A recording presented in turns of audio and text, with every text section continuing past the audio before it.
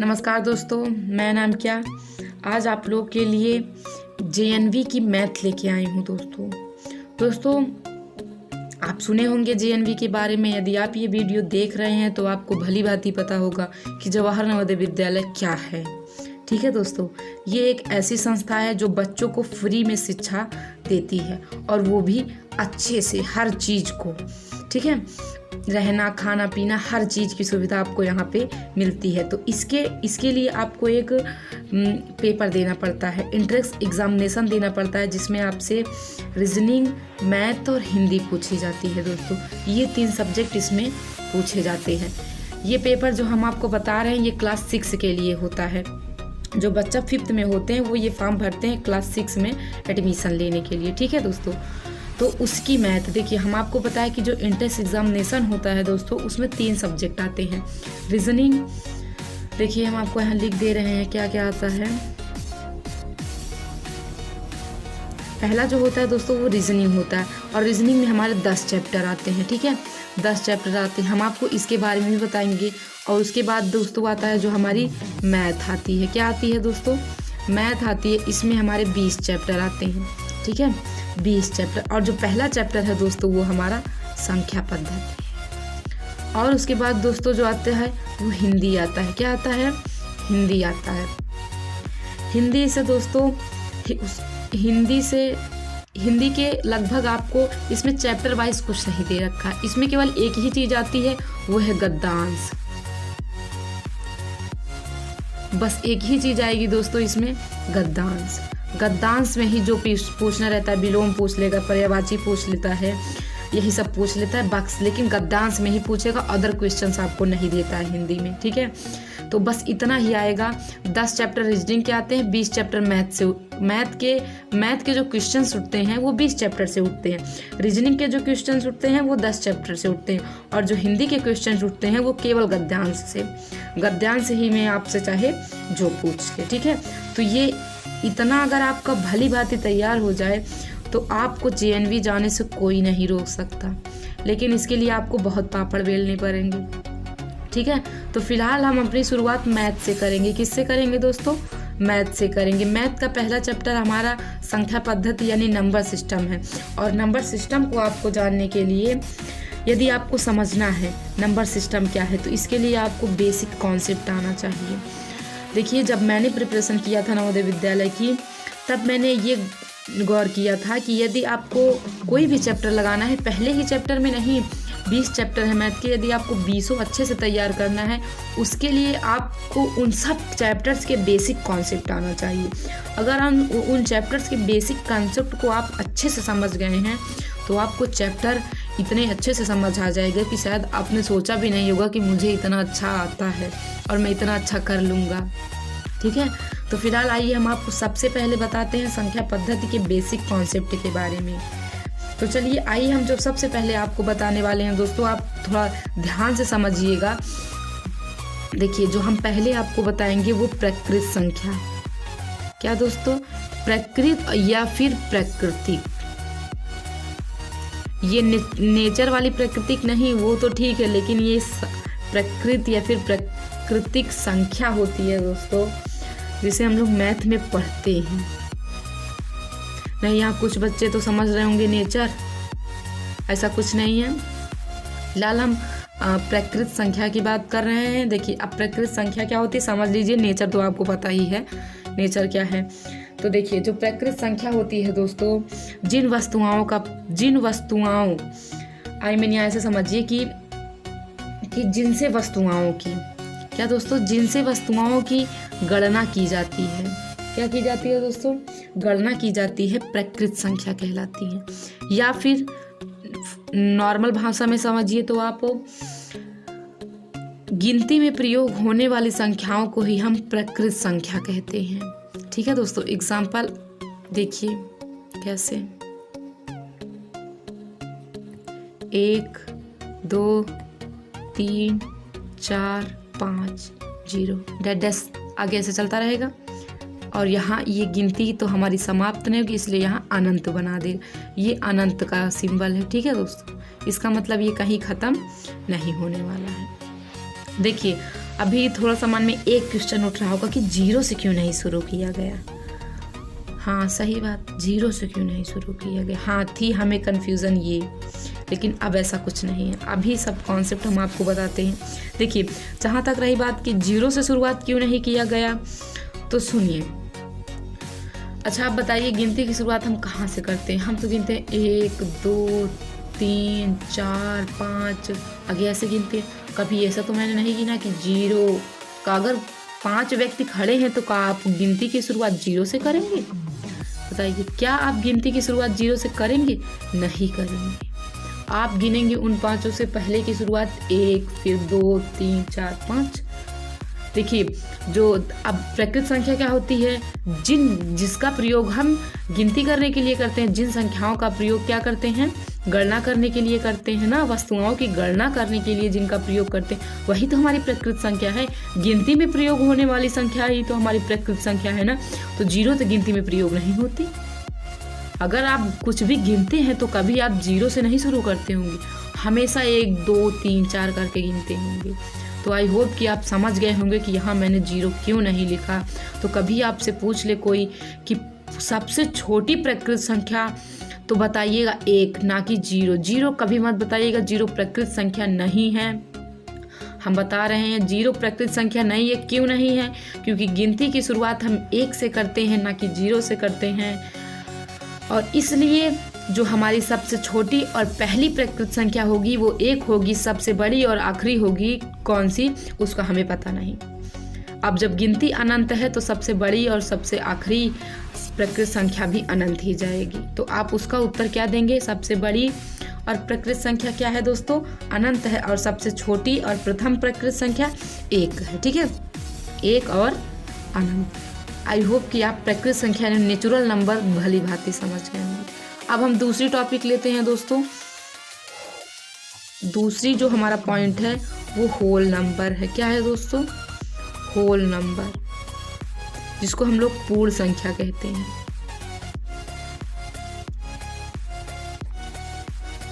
हाँ दोस्तों, और थोड़ा सा सुनिए, अगर आपको इन जो मैं बता रही हूँ इसकी डिफिनेशन भी आपको चाहिए तो आपको मैं स्क्रीन पे दे दूँगी, आप लिख लीजिएगा। जहाँ तक अंतिम में ही दूँगी, तो लास्ट तक वीडियो को देखिए, स्क्रीन पे आपको इसके डिफिनेशन से मिल जाएगी, आप वहाँ से इसे नोट कर सकेंगे।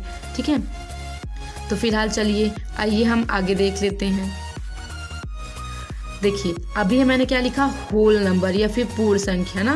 तो चलिए हम आपको ये बताते हैं। अब सुनिए, अभी वहाँ जो 0 का कॉन्सेप्ट था वो यहाँ आएगा। प्रकृत संख्याओं के समूह में, मैं क्या कह रही हूँ थोड़ा गौर फरमाइए। प्रकृत संख्याओं के समूह में यदि 0 को आगे जोड़ दिया जाता है, ठीक है, तो वह पूर्ण संख्या घोषित हो जाती है। तो उसे हम लोग पूर्ण संख्या कहने लगते हैं। या फिर हम कह सकते हैं कि जब प्रकृत संख्याओं में शून्य को भी सम्मिलित कर लिया जाता है, ये रही हमारी प्रकृत संख्या, यही तो है प्रकृत या फिर प्राकृतिक, यही तो है ना प्रकृत संख्या। अब इसमें हम 0 को भी जोड़ देंगे तो दोस्तों ये हमारी पूर्ण संख्या हो जाएगी। अब ये प्रकृत संख्या नहीं रही। हाँ 0 नहीं था तब ये है प्रकृत संख्या, लेकिन अब 0 भी हो गया तब ये पूर्ण संख्या हो गई। तो जब भी आप प्रकृत संख्याओं के साथ 0 को जोड़ देंगे तो वह अपने आप को चेंज करके क्या बन जाते हैं दोस्तों? पूर्ण संख्या बन जाती है। तब उसको आप प्रकृत नहीं कह पाएंगे। ठीक है, और सबसे छोटी पूर्ण संख्या दोस्तों क्या होगी? 0 होगी। और सबसे बड़ी का, जब गिनती अनंत है तो उसका भी कुछ पता नहीं, तो वो भी अनंत ही होगा। ठीक है, तो ध्यान रखिएगा। ये मैंने आपको बता दिया natural number, whole number. Whole number क्या होता है कि प्रकृत संख्याओं के समूह में, ठीक है, और प्रकृत संख्या क्या होती है? गिनती में प्रयोग होने वाली संख्या। ठीक है, प्रकृत संख्याओं के समूह में 0 को आगे जोड़ दिया जाए तो क्या बन जाता है दोस्तों? होल नंबर बन जाता है। अब आइए अगला पॉइंट देखते हैं। अगला पॉइंट है दोस्तों हमारा पूर्णांक। क्या है दोस्तों हमारा? पूर्णांक। इसको हम लोग इंटीजर कहते हैं। क्या कहते हैं दोस्तों इसको हम लोग? इंटीजर। इंटीजर, ठीक है, इंटीजर। देखिए अब पूर्णांक के बारे में सुनिए। जो पूर्णांक संख्या होती है ये क्या होती है? तो आप ये को यदि प्रकृत और पूर्ण समझ में आए तभी आप पूर्णांक समझ पाएंगे, अन्यथा आपको नहीं समझ में आए तो वीडियो ही है, आप इसे पीछे करिए फिर से समझिए, तभी आपको पूर्णांक समझ में आएगा। ठीक है, तो चलिए हम आपको पूर्णांक बताते हैं। देखिए अब पूर्णांक किसे कहते हैं, तो सुनिए आपको कि जब पूर्ण संख्याओं के समूह में, किसके दोस्तों, पूर्ण संख्याओं के समूह में प्रकृत संख्याओं के ऋणात्मक मान मिला दिए जाते हैं तो जो बनता है वो हमारा पूर्णांक बनता है। अब देखिए कैसे, मैंने कहा कि पूर्ण संख्याओं के समूह में, यही तो है पूर्ण संख्या ना, पूर्ण संख्याओं के समूह में प्रकृत संख्या, ये देखिए यही तो है, 1 2 3 4 5, यही तो है ना प्रकृत संख्या। अब इसके ऋणात्मक मान यानी माइनस के चिन्ह के साथ ऋणात्मक, यही तो है ना, इसके ऋणात्मक मान को जब मिला दिया जाता है तो क्या हो जाता है दोस्तों, पूर्णांक बन जाता है। ठीक है, तो फिर से सुन लीजिए डिफिनेशन कि होल नंबर्स जो है पूर्ण संख्याओं के समूह में, आई होप कि आप पूर्ण संख्या जानते हैं, अभी मैंने ऊपर ही बताया कि पूर्ण संख्याओं के समूह में प्रकृत संख्याओं के ऋणात्मक मान जब मिला दिए जाते हैं तो जो संख्या प्राप्त होती है दोस्तों वो हमें पूर्णांक होती है। क्या होती है दोस्तों, पूर्णांक यानी इंटीजर होती है। अब आपको हम बताते हैं आगे दोस्तों कि जो पूर्णांक होती है वो 2 प्रकार की होती है। कितने प्रकार की होती है दोस्तों, पूर्णांक 2 प्रकार की। देखिए थोड़ा सा आप पूर्णांक के बारे में समझिए कि जो हम पढ़ रहे हैं, जो जिस कंपटीशन की हम तैयारी कर रहे हैं, जहाँ जाने के लिए हम तैयारी कर रहे हैं, उस चैप्टर में जहाँ तक मैंने पढ़ा था तो पूर्णांक नहीं है, लेकिन मुझे पेपर दिए हुए 3-4 साल बीत गए। ठीक है, तो तब के पेपर में ऐसा नहीं था, लेकिन अब का जो पेपर हमने नोटिस किया, जो अब के पेपर बनते हैं वो पहले से ज़्यादा टफ बनने लगे हैं और पहले से ज़्यादा उसमें कुछ बढ़ा दिया गया है। तो आप सब कुछ जान के रखिए, कहीं से कुछ भी आ जाए आप सब कर लेंगे अगर आपको पता होगा तो, इसीलिए हम बता दे रहे हैं, आप जान लीजिए, नॉलेज बेकार नहीं जाएगी आपकी। ठीक है, हम बता रहे थे कि पूर्णांक 2 प्रकार के होते हैं। कितने प्रकार के, पूर्णांक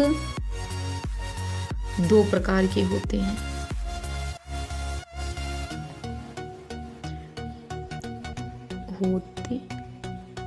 पूर्णांक 2 प्रकार के होते हैं।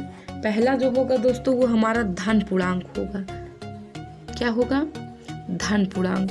और जो दूसरा होगा वो हमारा होगा ऋण पूर्णांक। क्या होगा, ऋण पूर्णांक।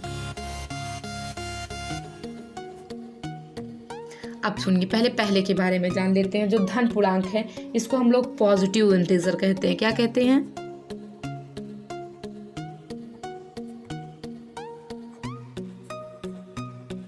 पॉजिटिव इंटीजर कहते हैं। ठीक है, ये पी है, कोई यार ना समझे, इसे हम लोग पॉजिटिव इंटीजर कहते हैं। तो देखिए प्रकृत संख्याओं को धन पूर्णांक कहते हैं। अभी देखिए जो हमने पूर्णांक आपको बताया इसमें पूर्ण संख्या भी है और प्रकृत संख्या की ऋणात्मक मान है ना। तो सुनिए, जो दोस्तों कह रहा है कि प्रकृत संख्याओं को धन पूर्णांक कहते हैं, क्या कहते हैं दोस्तों,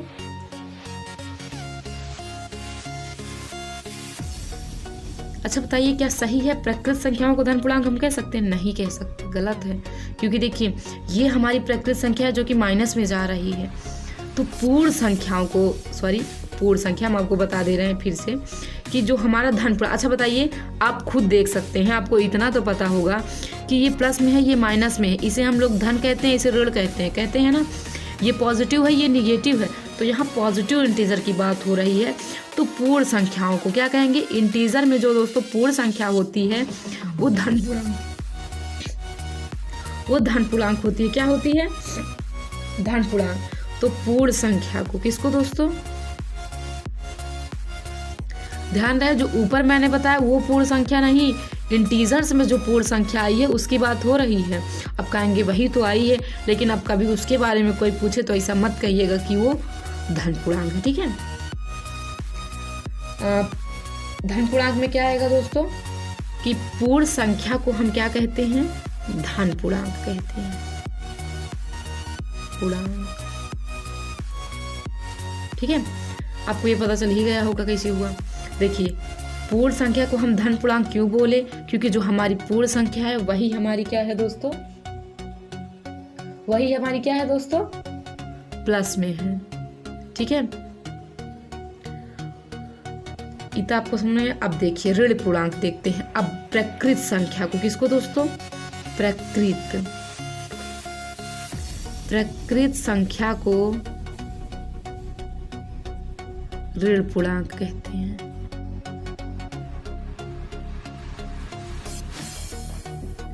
क्या कहते हैं? प्रकृत संख्या को ऋण पूर्णांक कहते हैं। तो आप समझ गए इंटीजर दो प्रकार के होते हैं, कि पूर्ण संख्या को धन पूर्णांक कहते हैं और प्रकृत संख्या को ऋण पूर्णांक कहते हैं। अब थोड़ा सा ये ध्यान दीजिएगा, जो मैंने यहाँ कहा कि पूर्ण संख्या को धन पूर्णांक कहते हैं, इसमें आपको एक चीज ये जानना है दोस्तों कि ये जो जीरो है, क्या है, जीरो। ध्यान रहे, जीरो ना तो धन पूर्णांक है और ना ही ऋण पूर्णांक है। ठीक है, जीरो ना तो धन पूर्णांक है और ना ही ऋण पूर्णांक है। अगर आप पूर्ण संख्या में से जीरो को हटा दीजिए तो वो भी प्रकृत ही हो जाएगी ना। तो आपका वो भी गलत नहीं होगा कि प्रकृत संख्या क्या होती है, धन पूर्णांक होती है। क्या होती है, धन पूर्णांक। लेकिन थोड़ा सा डाउट हो जाएगा आपको कि प्रकृत संख्या ही धन पूर्णांक और प्रकृत संख्या ही ऋण पूर्णांक, ऐसा नहीं हो सकता। हाँ बेशक, लेकिन अब हम क्या कह रहे हैं, थोड़ा कॉन्सेप्ट को समझिए। जो मैंने पहली बार कहा था वो उसका मतलब यही निकल रहा था। ठीक है, उसका मतलब यही निकल रहा था कि देखिए जो जीरो होता है वो ना तो ऋण पूर्णांक होता है और ना ही धन पूर्णांक होता है। जो जीरो है ना तो पॉजिटिव में होता है ना तो निगेटिव में होता है। ठीक है, तो जो जीरो होगा दोस्तों, अगर हम पूर्ण संख्या में से जीरो को हटा देते हैं तो वो प्रकृत हो जाएगा, और जो प्रकृत हो जाएगा वो क्या हो जाएगा, फिर धन पूर्णांक हो जाएगा। तो फिलहाल ये भी सही है, आप इसे कह सकते हैं, लेकिन ध्यान रहे इस मुताबिक आप जीरो को कभी भी धन पूर्णांक नहीं कहेंगे। ठीक है, क्योंकि जीरो ना तो धन पूर्णांक है और ना ही ऋण पूर्णांक है। आप उसे कुछ भी इनमें से नहीं कह सकते, इस बात का आप ध्यान रखिएगा। ठीक है, अब आइए हम आगे की पॉइंट समझते हैं। फिर ध्यान रखिएगा कि या इसकी वजह से आप जीरो को धन पूर्णांक नहीं कहिएगा। ये मत सोचिएगा कि यहाँ पूर्ण संख्या लिखा है तो हम जीरो को धन पूर्णांक कह सकते हैं, ऐसा कुछ नहीं है। मैंने आपको बताया ना कि आप यहाँ प्रकृत संख्या भी कर दे, आपकी इच्छा, व अन्यथा ये भी सही है। बस आप कॉन्सेप्ट समझ लीजिए दोस्तों, पेपर में आपके लिखने के लिए नहीं आता है, उसमें सवाल हल करनी रहती है, ऑप्शंस दिए रहते हैं, टिक करना रहता है। उसमें आपको ये नहीं पूछेगा पूर्णांक बताइए और अभाज्य संख्या बताइए, भाज्य संख्या बताइए, ऐसा कुछ नहीं पूछेगा। उसमें आपको वो केवल सवाल हल करना रहेगा इसी कॉन्सेप्ट के आधार पे। जब तक आपको कॉन्सेप्ट नहीं आएगा तब तक सवाल भी नहीं आएगी। इसीलिए 0 1 ध्यान रहे, फिर से बता रहे हैं, 0 1 ना तो धन पूर्णांक है ना ही ऋण पूर्णांक है। ठीक है, और सुन लीजिए दोस्तों, जो ऋण पूर्णांक होते हैं, क्या होते हैं, ऋण पूर्णांक होते हैं जो उनका मान शून्य से हमेशा कम होगा। क्या होगा, शून्य से हमेशा कम होगा। अच्छा बताइए, ये जो ऋण पूर्णांक है क्या है दोस्तों, प्रकृत संख्या को ऋण पूर्णांक कहते हैं। अब देखिए इधर की जो प्रकृत संख्या है, देखिए जो ऋण पूर्णांक होंगे उनका मान 0 से कम होगा। अब बताइए, हमारे ही घर में कोई हमसे क्वेश्चन पूछ लेता है, बताओ 0 बड़ा है कि -5 बड़ा है, पूछ लेता है ना कोई, तो क्या बड़ा है, 0 बड़ा है ना, तो यानी छोटा कौन हो गया, -5। हमारे पास कुछ नहीं और कोई 5 रुपए के कर्जे में डूबा हुआ है, तो जिसके पास कुछ नहीं वो बड़ा है, जिसके पास कर्जे हैं वो छोटा है। ठीक है, तो इसलिए कि जो ऋण पूर्णांक होंगे वो हमेशा 0 से छोटे होंगे और जो धन पूर्णांक होंगे वो हमेशा 0 से बड़े होंगे। 0 ना तो धनात्मक पूर्णांक है ना तो ऋणात्मक पूर्णांक है। आइए हम आपको बता देते हैं अगला जो पॉइंट है। ठीक है, चौथा। ठीक है दोस्तों, सम संख्या,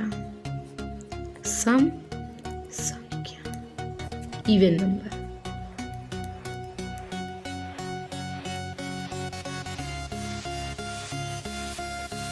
सम संख्या, आप देखिए सम संख्या किसे कहते हैं ना, तो आपको पता होगा, आप 3 या फिर 4 में जान गए होंगे कि सम संख्या किसे कहते हैं। फिर भी मैं एक बार बता दे रही हूँ कि दोस्तों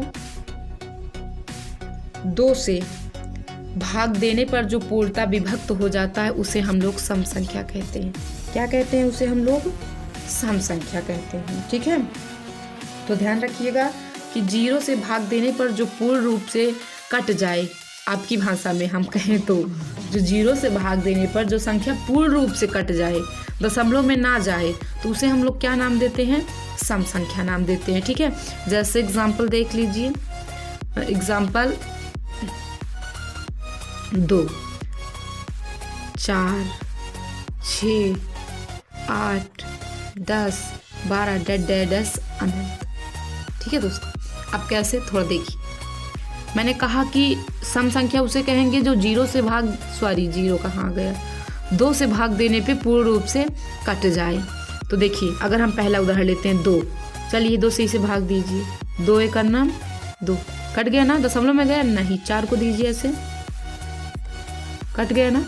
6 को दे लीजिए, कट गया ना? तो 2 से भाग देने पर जो संख्या पूर्णतः विभक्त हो जाए या पूर्ण रूप से कट जाए, क्या हो जाए? कट जाए, उसे हम लोग क्या कहेंगे?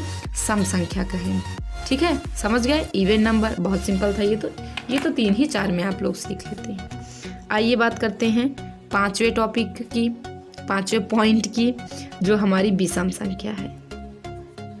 विषम संख्या,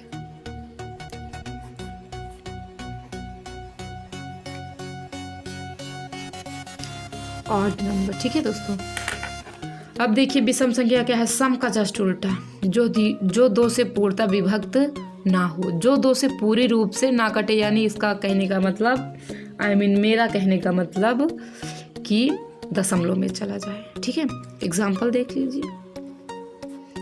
1, 3, 5, 7 डैश अनंत। 1 को 2 से काटिए, कटेगा? नहीं कटेगा। दशमलव में आएगा उत्तर? 0.5। 3 को 2 से काटिए, कटेगा? नहीं कटेगा, दशमलव में जाएगा। जो कटने पे दशमलव में चला जाए वो विषम संख्या, और जो पूर्ण रूप से कट जाए सम संख्या। जो पूरी तरह से ना कटे और डेसिमल आए उसमें, वो विषम संख्या होती है। क्या होती है? विषम संख्या।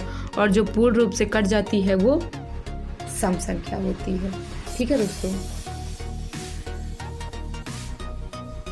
सुनिए, अब आगे देखते हैं।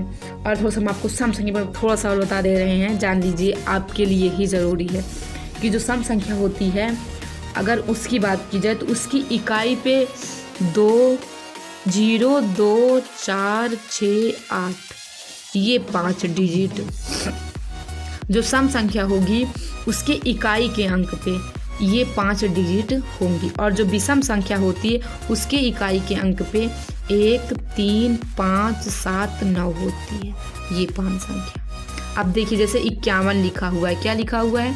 51 लिखा हुआ है। तो अब बताइए 51 क्या है? हमारी विषम संख्या। क्यों है? क्योंकि इसे हम 2 से भाग देंगे तो ये इसका जो कट तो जाएगा, लेकिन ये किस में आएगा? डेसिमल में आ जाएगा। और देखा जाए तो ये देखिए, इसका इकाई का स्थान ये है, पीछे से पहला स्थान इकाई होता है। ठीक है, पीछे से पहला स्थान क्या होता है दोस्तों? इकाई होता है। तो देखिए, जिसके भी इकाई के स्थान पे 1, 3, 5, 7 होता है वो कैसी संख्या होती है? विषम होती है। तो इसके इकाई के स्थान पे 1 है, इसलिए यह विषम है। और जिसके भी इकाई के स्थान पे 0, 2, 4, 6, 8 होती है वह संख्या सम हो जाती है। जैसे 50 ले लीजिए, 50 की इकाई के स्थान पे क्या है? 0 है। तो जिसके भी इकाई के स्थान पे 0, 2, 4, 6, 8 होती है वह संख्या सम होती है। ठीक है, आइए अब हम आपको आगे बताते हैं।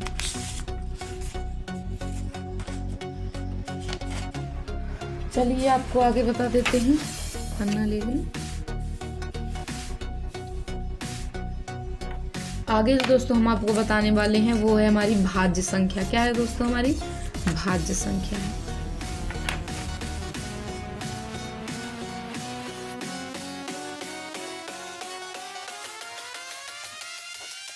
भाज्य संख्या है दोस्तों जिसको हम लोग कहते हैं कंपोसाइट।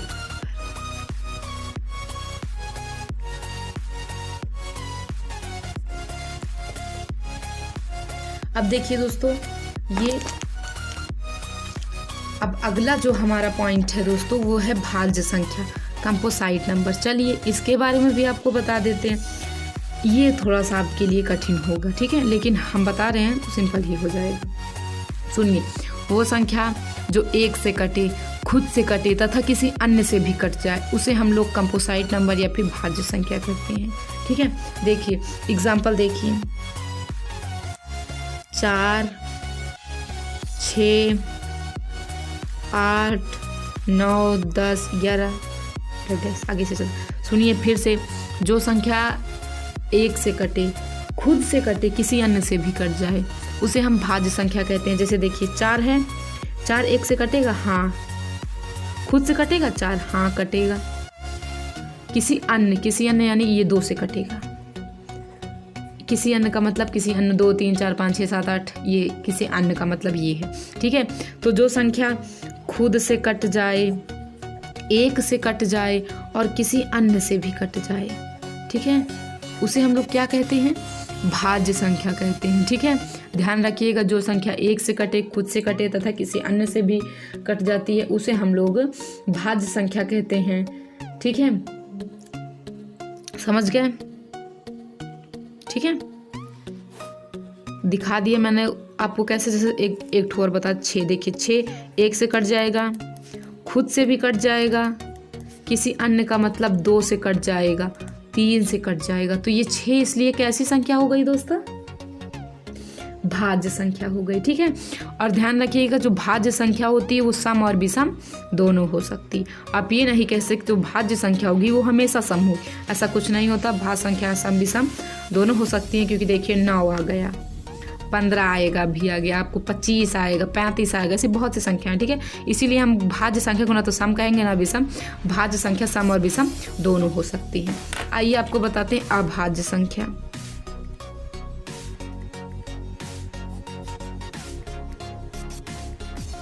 अभाज्य संख्या उसी का जस्ट उल्टा, एक से कटे, खुद से कटे, किसी अन्य से ना कटे।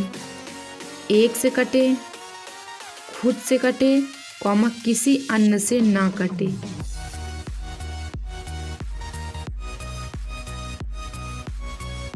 ठीक है, एक से भी कट जाए, खुद से भी कट जाए, लेकिन किसी अन्य से ना कटे। एग्जाम्पल देख लीजिए, जैसे 2, 3, 5, 7, 11 डैश।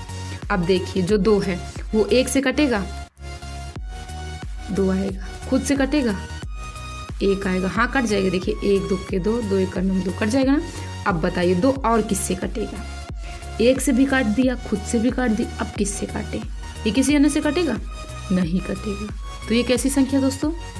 अभाज्य संख्या है, ठीक है। अब ऐसे 3 को देख लीजिए, 3 एक से भी कटेगा, खुद से भी कटेगा, लेकिन किसी अन्य संख्या से ये नहीं कटने वाला। यदि आपको पता है तो आप बता दीजिए कमेंट करके, ठीक है, कि हम फिर इसे हम लोग अभाज्य से उठा के भाज्य में रख देंगे, लेकिन ऐसा होगा नहीं, ये किसी अन्य से नहीं कटने वाला, ठीक है।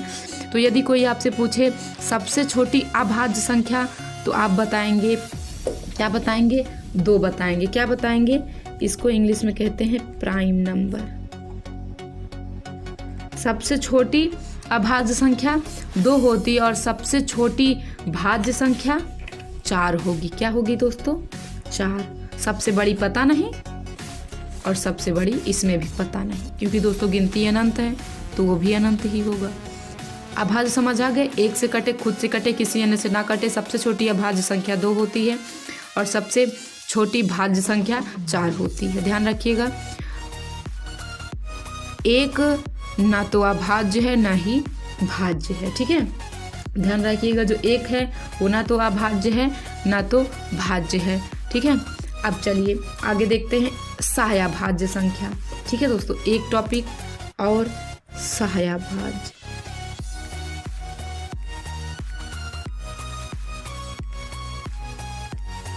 सहायभाज्य संख्या देखिए, ऐसी संख्याएं जिनका मासा 1 होता है। तो देखिए, मैंने अभी आपको बताया कि ऐसी संख्याएं जिनका मासा 1 होता है सहायभाज्य संख्याएं कहलाती हैं। देखिए, जब 2 अभाज्य संख्याएं साथ में हो जाती हैं तो उन्हें हम सहायभाज्य कहते हैं, या फिर ऐसे समझ लीजिए तो, या फिर जिन 2 संख्याओं का मासा 1 होता है, या फिर जब 2 संख्याएं वो भी कैसी अभाज्य साथ आती हैं तो उन्हें हम सहायभाज्य संख्या कहते हैं, ठीक है। तो आई होप कि आपको समझ आ गया होगा जो मैंने अभी आपको बताया। थोड़ा सा आपको कुछ और बताना है, ठीक है।